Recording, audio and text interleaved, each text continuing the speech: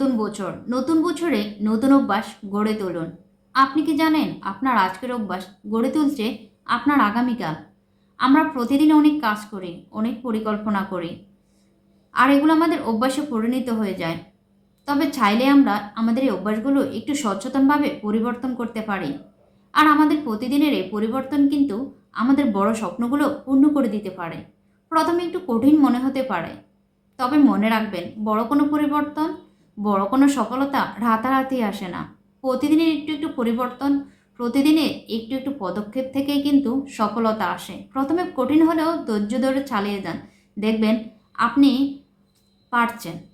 আর এই অভ্যাসগুলো যেমন হতে পারে মোটিভেশন করা, ব্যায়াম করা, বই পড়া। সাফল্য তখনই আসবে যখন আপনি আপনার চিন্তাধারাকে পজিটিভ করবেন।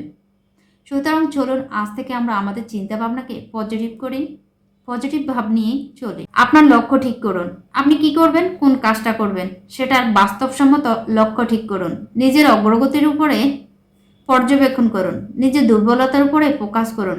কোথায় আপনার উন্নতি হয়েছে আর কোথায় আরও কাজ করতে হবে সেটা দেখুন। তাহলে দেখবেন আপনি প্রতিদিন নিজেকে অনেকটাই পাল্টে ফেলেছেন। নিজেকে চ্যালেঞ্জ করুন। প্রতিদিনের জীবনযাপনে আমরা একটা কমফোর্ট জোনের মধ্যে থাকতে পছন্দ করি, কিন্তু আপনি কি জানেন সফলতা পেতে হলে আপনাকে এই কমফোর্ট জোন থেকে বেরিয়ে আসতে হবে। আপনি যখন চ্যালেঞ্জ গ্রহণ করবেন, নিজেকে নতুন কোনো কিছু করতে বাধ্য করবেন, তখন দেখবেন আপনি আরও দক্ষ এবং আরও শক্তিশালী হয়ে উঠছেন।